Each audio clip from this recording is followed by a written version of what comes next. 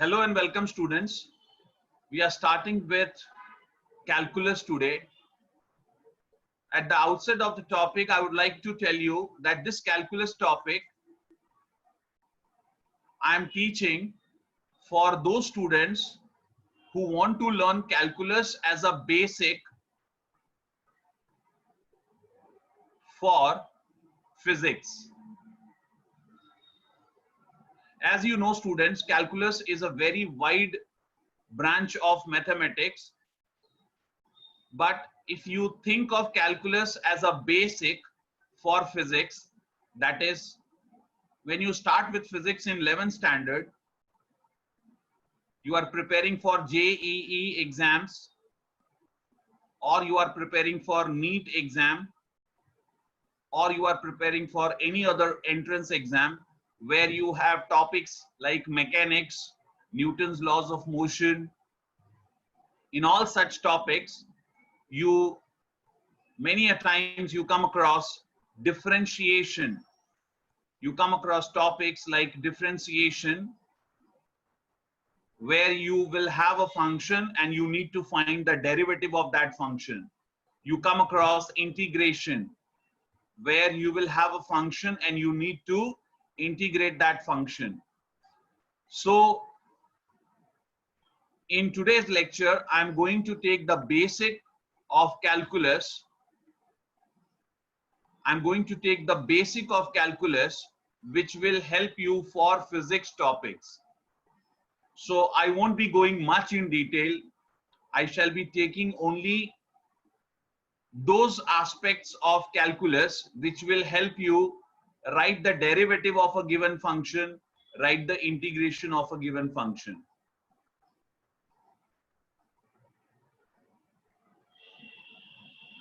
Further, the topic of calculus begins with sets. Then after that, you need to know relations, you need to know functions, you need to know limit of a function, you need to know continuity of a function at a point, then differentiability of a function at a point. Now, so far as this part is concerned, students, I would like to tell you all that this portion is something that you study in your 11th standard mathematics syllabus. You study this part in your 11th standard mathematics syllabus.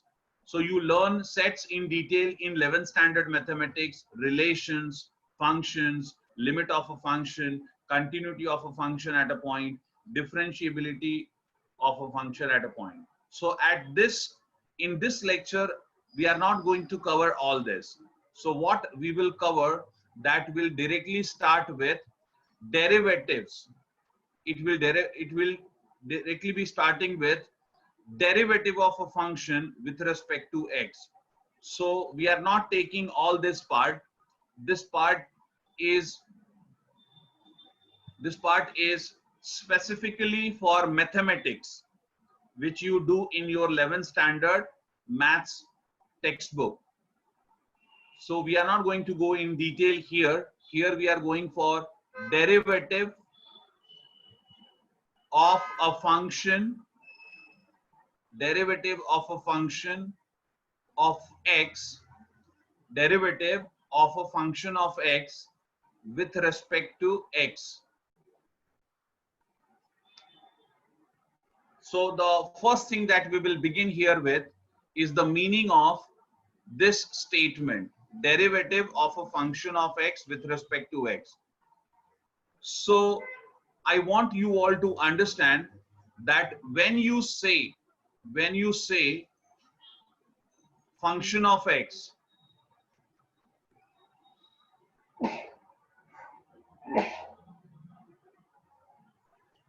when you say function of x, remember it is f of x. The symbolic representation of function of x is f of x. So if you want to know what more about f of x, see, when I write f of x, here you can say, I can just make you understand as such, function of x itself is a very big topic. But in order to make you understand, I can only say that f of x means you will have an expression in x. f of x means an expression in x. It will be an expression in x. Now that expression can be algebraic, it can be trigonometric,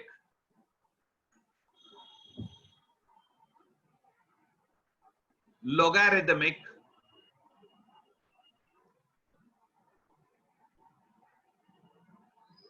exponential, etc. So here you can just understand, students, f of x, whenever you come across f of x, what is it? It is function of x. And what does function of x mean? Function of x means an expression in x or specific expression in x. Okay. But there is something more very important here, and that I can make you understand with the help of an example. Suppose, students, I have got x square. So x square can be treated as f of x. I can write x square as f of x. Yes, x square is function of x. Now what happens, you know, students, when I substitute x value as some number here,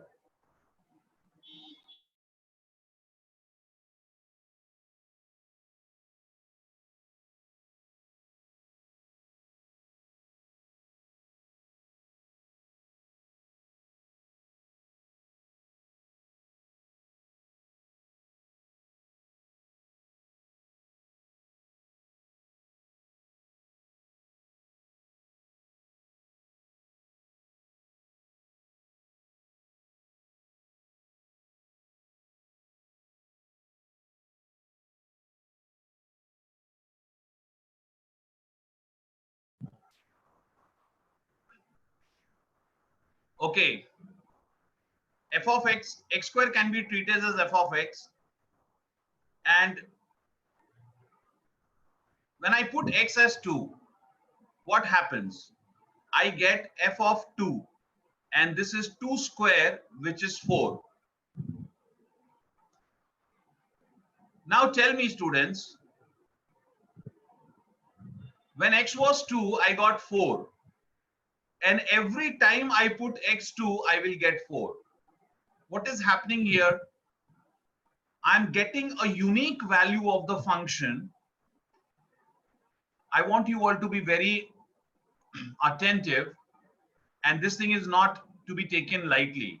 It is very important part of function of x. When I'm putting x value 2, I get x square value as 4. And remember, students, that this is an unique number I'm getting when x is 2. So this is the very important characteristic of f of x. What? It will always give you a unique output for specific input.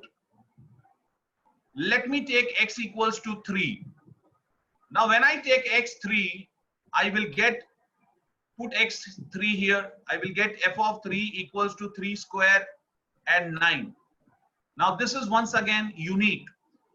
If you put x3 here, every time you will get 9, which is a unique output. Now this uniqueness is a very important characteristic of function of x. So whenever you read function of x, what should you know? You should know that function of x has a notation f of x. Sometimes you will also see the function notation as g of x. You might also see h of x, function of x. So these function of x means an expression in x. Moreover, for a given value of x, a function of x always gives unique output.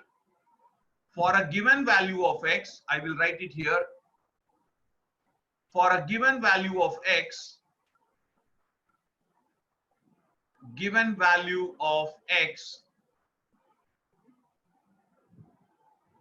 function of x gives a unique value. It will always give a unique value.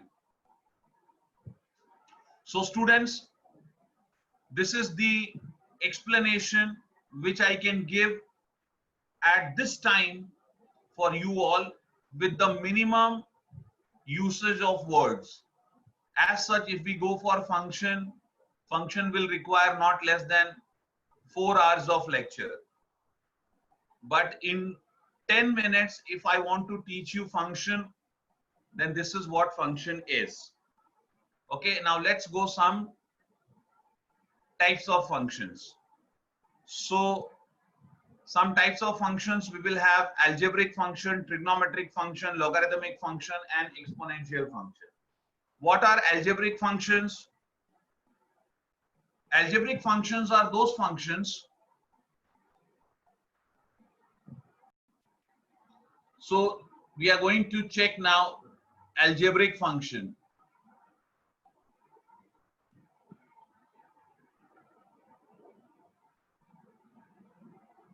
Algebraic functions will be,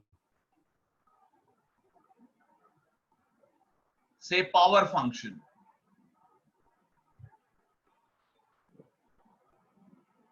Algebraic functions constitute power function. Now, what is a power function? A power function is a function like x raised to n. This is a power function where you have x as a variable and n is a constant. For example, I have x, which is a power function, x raised to 1 it is, x square, x cube, x raised to 3 by 2, x raised to minus 7 by 2. These all are power functions. What are they? They are power functions. And remember students, these all functions are algebraic function. Now the next algebraic function could be a polynomial function. A polynomial function. This is also a type of algebraic function. Now what is a polynomial function? A polynomial function in general, I will tell you later. Let me first write some specific polynomial functions. Say suppose I write 3x square plus 2x minus 9. So this is a quadratic polynomial because the highest power of x is 2 here. It's a quadratic polynomial. If I write 9x cube minus 2x square plus 7x plus 12 upon 7, this is a cubic polynomial, and so on. These are polynomial functions. Now you checked students that in power function you just had one term. You know, you had one term each time, but here you have more than one term. This is cubic polynomial. If I have simply, say, if I have here 3x plus 2, so this is linear polynomial. It is also known as linear algebraic function. Okay, so in general, if you want to write a polynomial function, how would it look like? It will be a0 plus a1x plus a2x square plus a3x cube plus a4 raised into x raised to 4 plus so on plus an x raised to n, an x raised to n. Okay, and remember students, where n is the highest power of x, where n is the highest power of x in these all terms. And remember students that n is a whole number. What is n? N is a whole number. That is, n can be 0 or 1, 2, 3, 4. N cannot be negative and n cannot be fraction here. It's a polynomial function. Moreover, then we have A0, A1, A2, A3. What are these? These are real coefficients. Okay, A0, A1, A0, A1, A2, A3, all that. What are they? They are real coefficients. They all belong to set of real numbers. This is a polynomial function, and remember that this is also a kind of algebraic function. This is also a kind of algebraic function. Then you have next type of algebraic function you have is rational function. Rational function. Students, remember one thing, I'm not going much in detail here because we have to focus, we have to be focused with our mathematics part, which is going to help us for physics. Okay, this is mathematics which we are going to use in physics. So I'm not going much in detail. I'm being very specific. So here, rational function. Rational functions are, remember students, it is the ratio of two polynomials. A rational function is a ratio of two polynomials. It is ratio of two polynomials. So how would a rational function be? A rational function will be like P of x upon Q of x. For example, I can have here, I give you an example of rational function. Suppose I write here 3x square plus 5x plus 7 upon 2x plus 3. Now you understand that numerator is a quadratic polynomial and the denominator is a linear polynomial. So it becomes a rational function.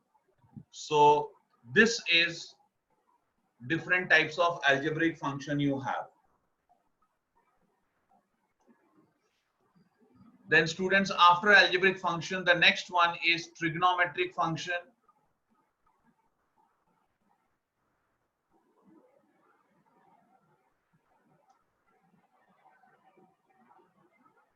What are different types of trigonometric functions? In trigonometric functions, you have sine of x, cos of x, tan of x, cosec x, sec x, cot x. These are all different trigonometric functions. I'm just showing you that these are different types of trigonometric functions. There is a lot more about these functions, but we are not going in detail, as I told you. I'm just telling you what are those different types of functions. So these are trigonometric functions. Now see the domain of these functions. Now how does the graph of these functions look like? And then what will be the range of these functions? So all that becomes the part of mathematical discussion, which is pure mathematics. Like, it cannot be, if you know it, it is good for physics also, but then it cannot be taken here. Then it will become too vast to be a basic discussion. So I'm not taking it here. That will be discussed in mathematics. For that, we have different videos that is on trigonometry itself. So students, after trigonometric functions, you have logarithmic function.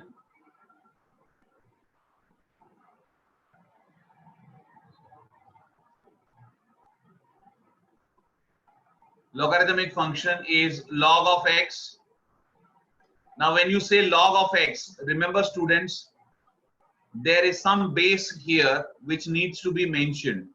Log of a number is always with certain base. Log of a number is always with certain base. Now I know here that few of you have not studied logarithm in school. That is up to 10th standard, you did not have logarithm in your school syllabus. So you might find some difficulty at this level, but I would suggest you not to get worried. because I will cover the laws of logarithm in short for you all. I will cover the laws of logarithm, and I will explain you logarithm also in short. Okay, that I will do in this series of lectures, which is the basic calculus for physics. So a logarithmic function will look like log of x, and here you will have some base. Remember students, if this base is e, then log of x to the base e, then it becomes log of x to the base e. It is also written as ln x. It is also written as ln x. Now why ln x? Because then it is called as natural log. Then it is called as natural log. Natural log of x, ln x. What is ln x? It is natural log of x to the base e.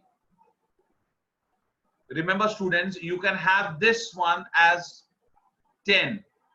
If you take this as 10, if the base is 10, so it will be log of, then what will it be?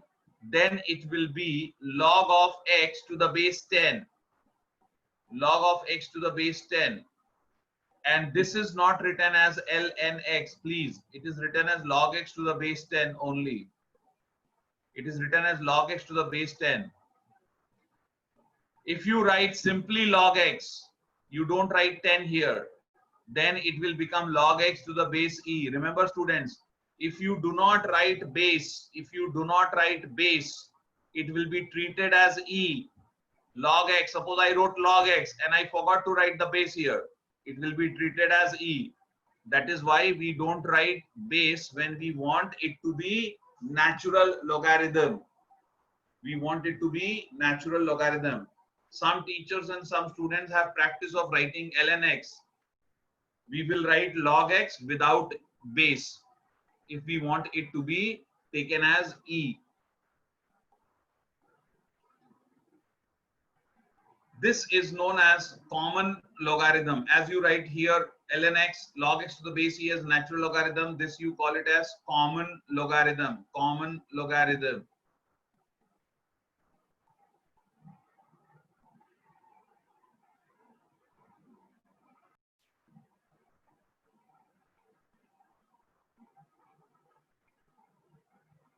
Okay students, after logarithmic function we have exponential function.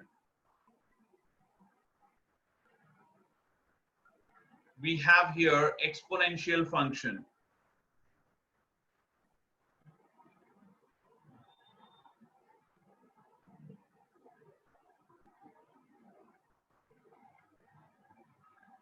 Now what is an exponential function? If you remember, in power function, when I wrote power function, the power function was of this type. This was the power function where I told you that x is a variable. I told you that x is a variable and n is a constant.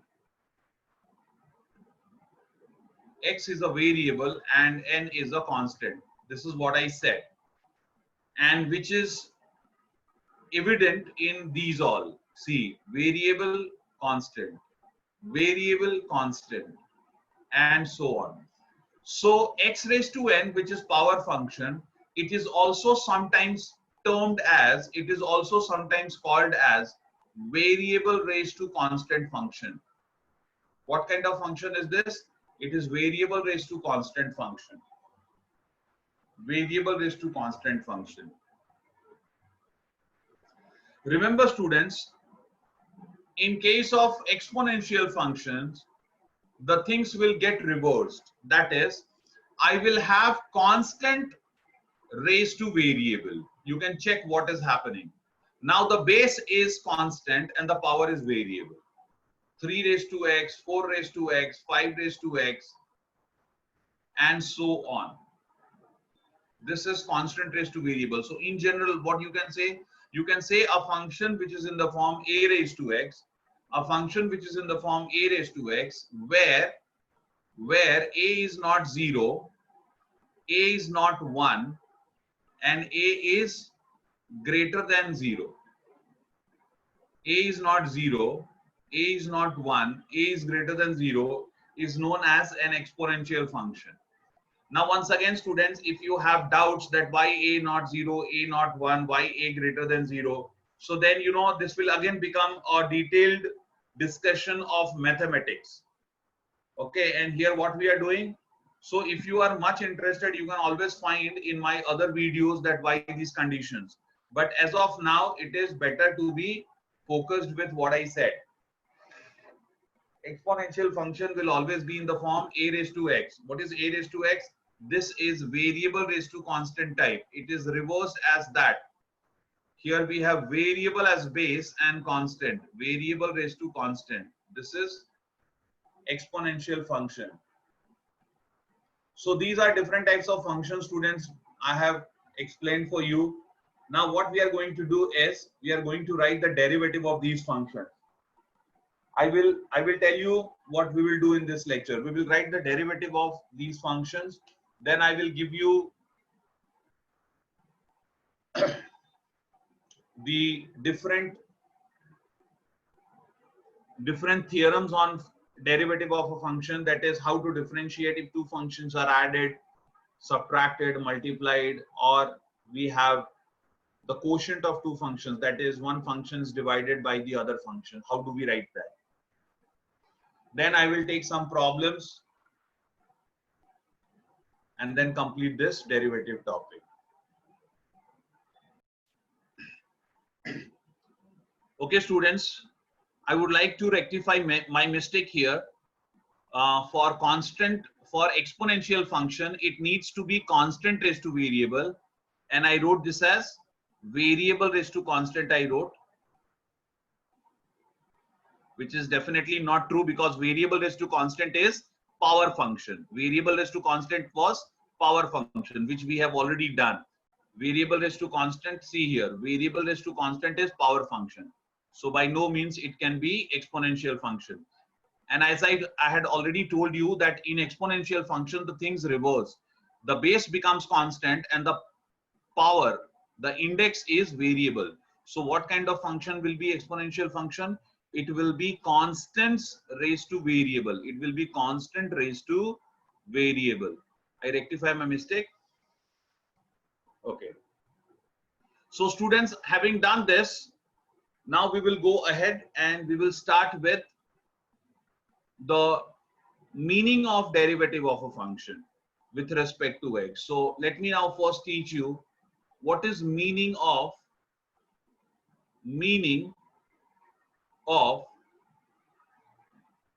derivative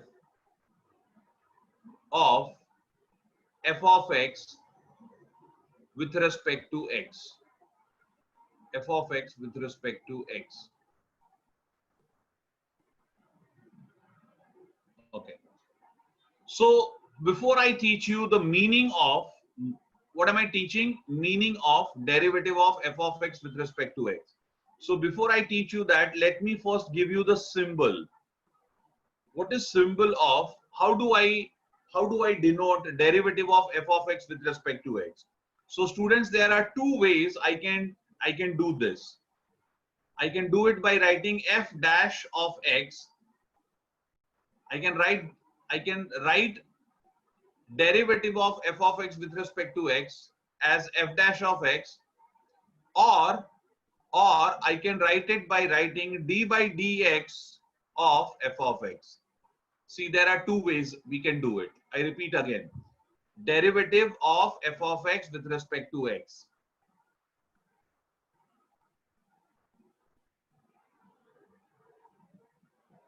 Derivative of f of x with respect to x. How can I write it? I can write it by writing f dash x, or I can write it by writing d by dx of f of x. There are two ways we can write this.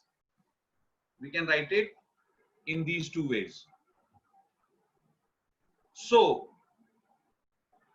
if I can write derivative of f of x with respect to x by using f dash x or d by dx of f of x, now I can say we have to know the meaning of, so now I can say that meaning of f dash x. Why? Because derivative of f of x with respect to x is nothing but f dash x. Or I can say meaning of, I should now know meaning of d by dx of f of x, d by dx of f of x. So what is meaning of these all? What is meaning of this or this?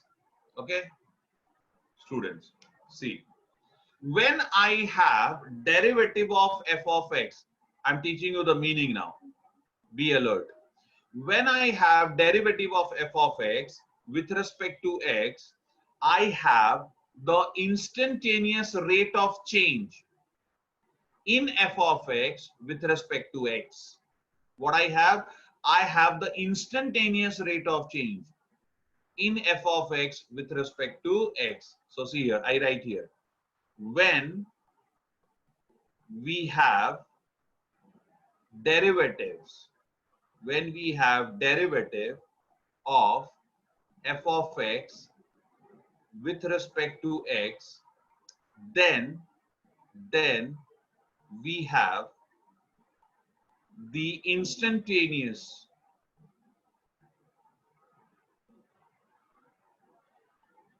rate of change in f of x with respect to x. So when we have derivative of f of x with respect to x, then we have, you have to remember students, you have to learn this statement by heart.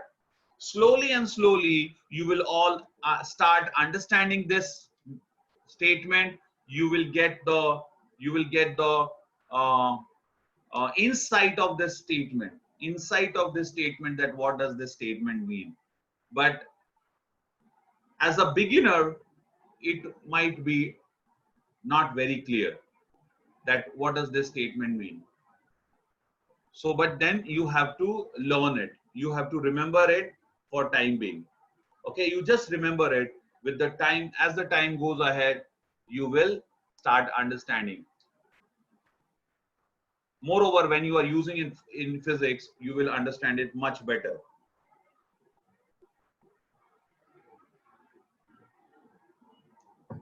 So what I said when we have derivative of f of x with respect to x, then we have the instantaneous rate of change in f of x with respect to x. Now, as you know, students, that derivative of f of x with respect to x can also be replaced by f dash x. So how would this statement become under this idea? It will become, when we have f dash x, then we have derivative of f of x with respect to x. For that matter, you know, this can also be, f dash x can also be replaced by d by dx of f of x. So I can write here, when we have d by dx of f of x, when we have d by dx of f of x, then we have the instantaneous rate of change in f of x with respect to x. What we have, students? We have the instantaneous rate of change. Instantaneous. It is not average rate of change, mind it. It is instantaneous rate of change in f of x with respect to x. Okay, you can copy this, pause the video and copy.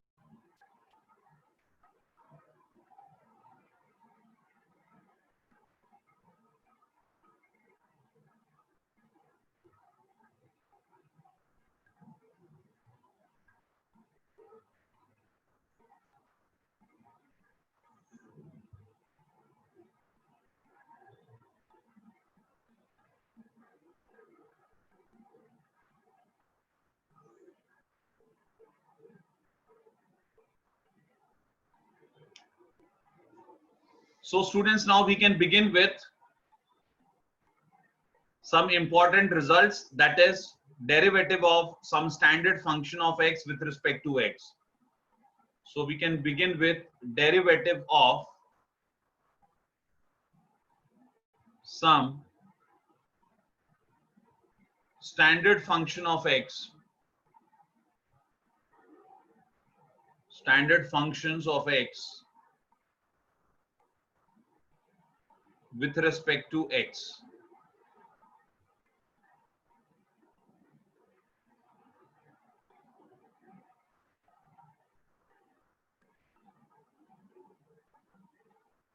So let me now start writing. The first one is, I write d by dx of sine of x.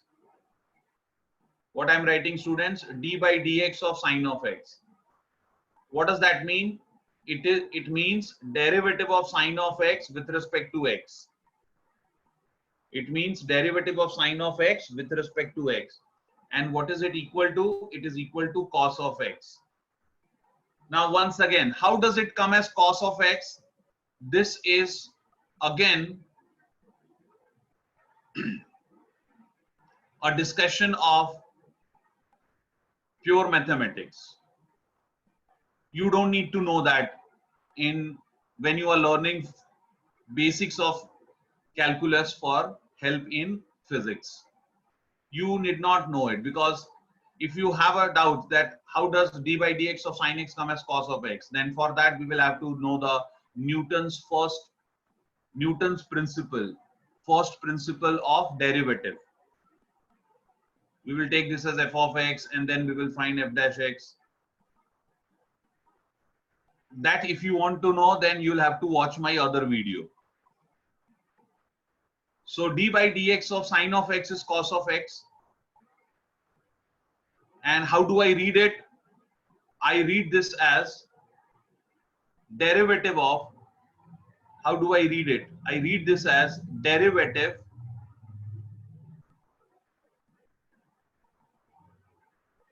of sine x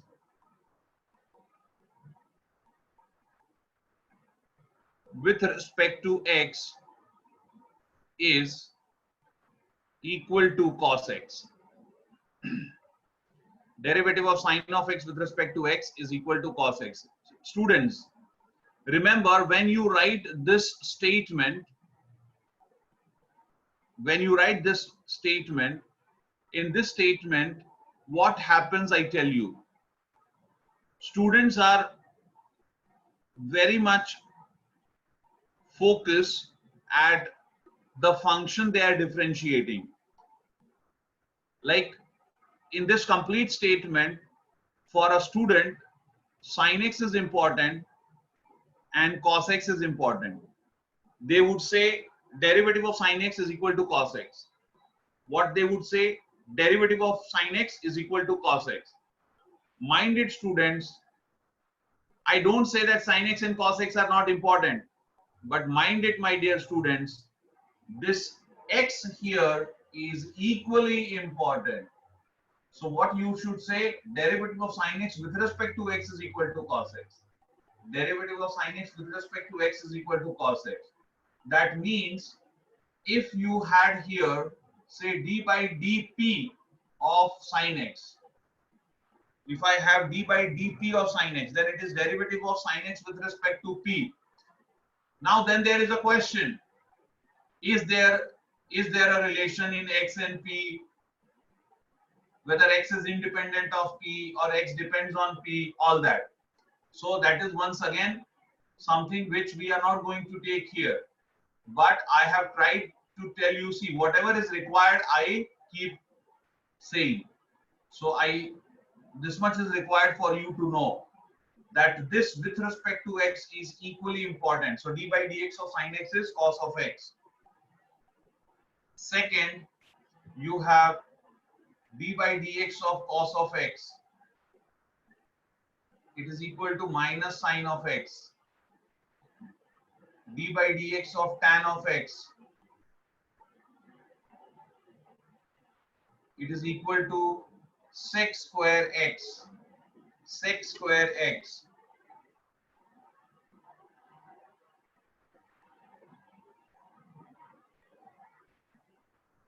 Then you have fourth as d by dx of cosec x, which is minus cosec x into cot x.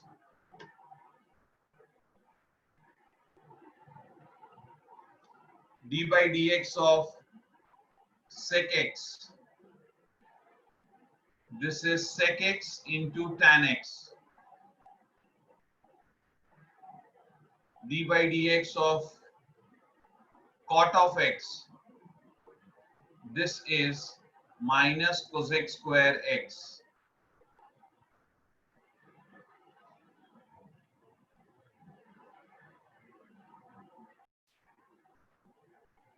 After that, see, the first 6 results which you have, these are derivative of standard trigonometric functions.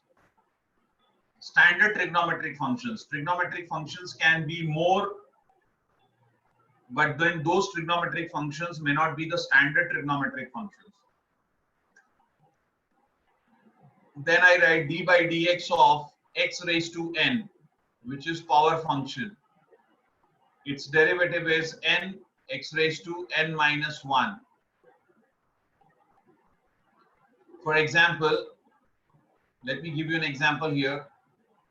If I have d by dx of x raised to 2, then it will be 2 times x raised to 2 minus 1. That is 2 times x. If I have d by dx of x raised to 3, then it will be 3 times x raised to 3 minus 1. That is 3x squared. And if I have d by dx of x raised to minus 3, then it will be minus 3 times x raised to minus 3 minus 1. That is minus 3 into x raised to minus 4. That is minus 3 upon x raised to 4. This is all derivative of x raised to n.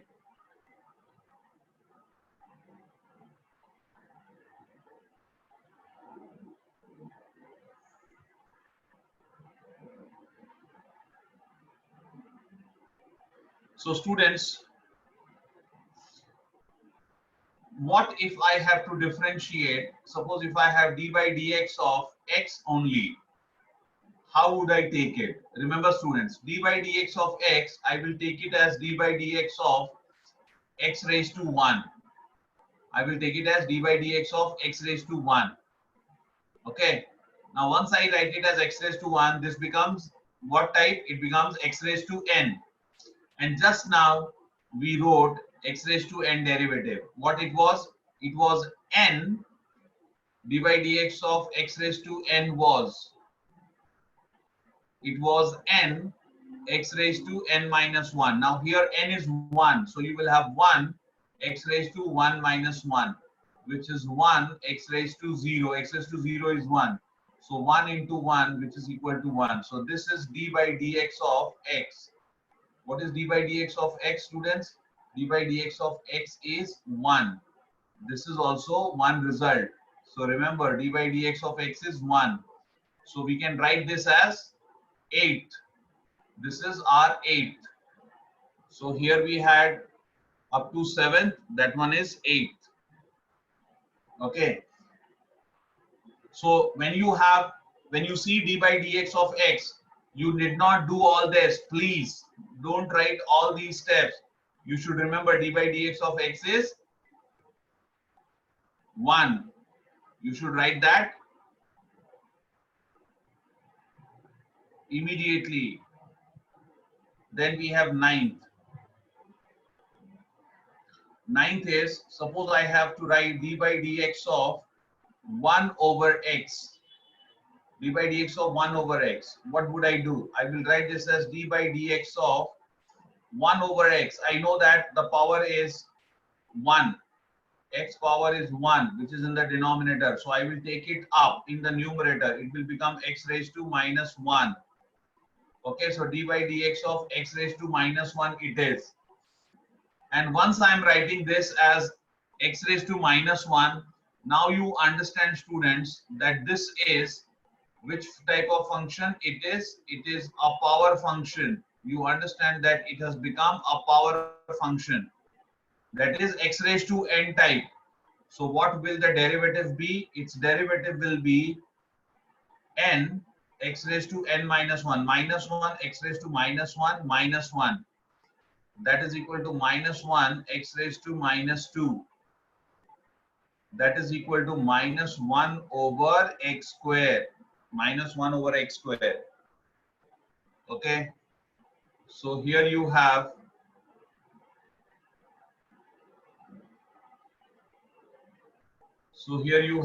d by dx of 1 upon x. What is d by dx of 1 upon x? It is minus 1 over x square. Then the 10th one. If I have d by dx of square root of x, what would I do? See students, once again, yeah, I would like to tell you here that if you have d by dx of 1 upon x, you should remember this. Write immediately minus 1 upon x square. You need not be writing all these steps and doing it. That is mere waste of time. You should remember d by dx of 1 upon x is minus 1 upon x square. Then we have d by dx of root x. D by dx of root x is, I will write this as d by dx of x raised to 1 over 2. And then it is once again in the form x raised to n. And you know this, it is n x raised to n minus 1. So it is 1 over 2 and x raised to minus 1 by 2. Half minus 1 is minus half. So this will become 1 over 2 and this will go in denominator 1 upon x raised to 1 by 2. Okay. So when I take this in denominator, the power becomes positive. Then here you have 1 upon 2 root x. So what did you get, students? You got the derivative. So you got the derivative of root x as, so d by dx of root x, you got it as 1 upon 2 root x. Remember, don't commit mistake of doing this whole thing. Okay, don't say I will not remember this because I can differentiate root x by using x raised to n results. See students, this is okay. You can use x raised to n result. You can apply the result for derivative of x raised to n and you can reach here. But remember, that is no way you do it. That is no way you do it. You should remember this, d by dx of root x. Okay, if you are thinking that sometimes you put bracket, sometimes you don't put. If you put a bracket, it is well and good. But even if you are not writing a bracket, it is understood. D by dx is an operator. D by dx means I wish to write a derivative with respect to x. So other than d by dx, whatever I have, it is the function whose derivative with respect to x you want. Okay, so this is 10th one. After that we have 11th. I write 11th is d by dx of x square. D by dx of x square. What it is? It is d by dx of x square will be, 2x raised to 2 minus 1. That is 2 times x raised to 1. So d by dx of x square is 2x. This also you should remember. Immediately you should write d by dx of x square 2x. Okay, no waste of time. Then 12th we have d by dx of exponential function, that is a raised to x.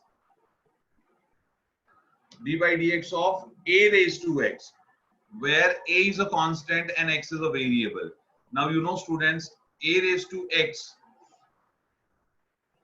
when we had x raised to n, what it was? It was variable raised to constant function. What it was?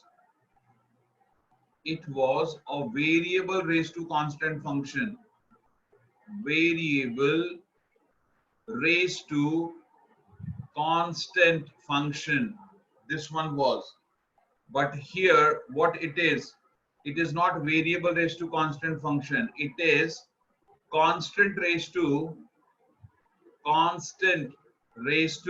variable function. Okay. Now here I ask you a question, and you can pause the video and you can try answering it. After you will have answered it, then again start the video to check whether your answer is correct or not.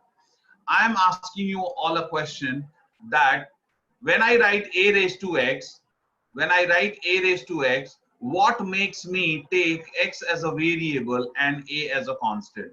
What makes me take x as a variable, a as a constant? Okay, because they are just English alphabets. Same question here. When I'm writing x raised to n, what makes me again take x as a variable? Why is it that whether it is this x raised to n or whether it is a raised to x, I'm taking x as a variable both the places?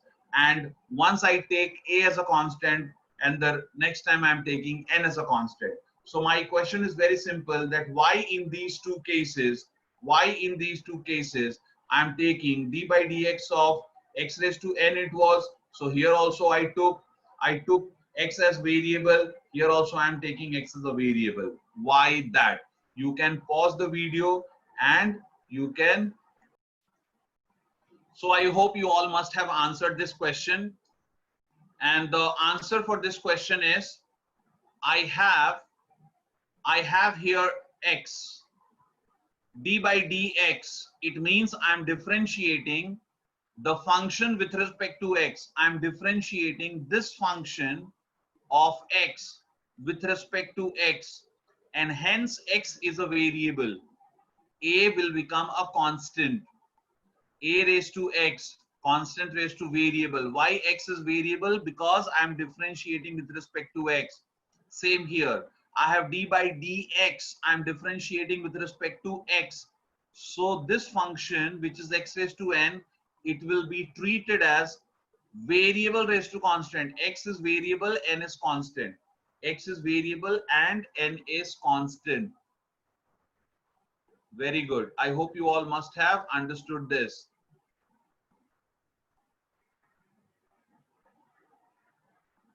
So I now write derivative of a raised to x. Derivative of a raised to x is a raised to x into log of a. A raised to x into log of a. Remember students, here I am not writing any base. It means I wish this to be e. It is base e here. It is base e here. Then I have 13th one, d by dx of e raised to x. D by dx of e raised to x. So if d by dx of a raised to x is a raised to x log a, what will be d by dx of e raised to x? It will be e raised to x into log of e. E raised to x into log of e. Once again, here I am not writing base. What is base here? The base is e here. As the base was e here, because when the base is not written, it is understood as e. The base is e here as well. Now remember students, if you have log of any number with the same base, this I will teach you in next video. I will, as I told you, that I will take a class where I will teach you log. So I shall teach you that when we have log of a number with same base, its value is taken as 1. So here the value of log of e to the base e will be 1. And because of that, what will happen? This will become e raised to x into 1.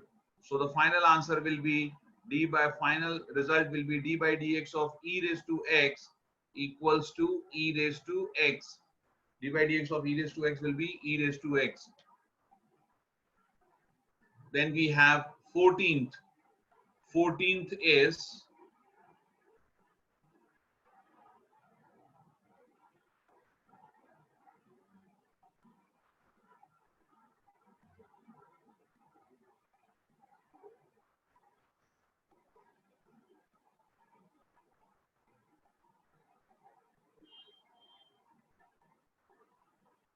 d by dx of k, where k is a constant. What am I writing? I am writing d by dx of k, where k is a constant.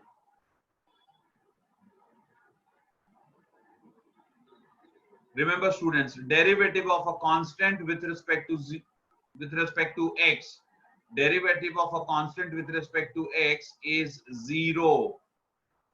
I will write here where k is a constant. What is k? K is a constant. Okay.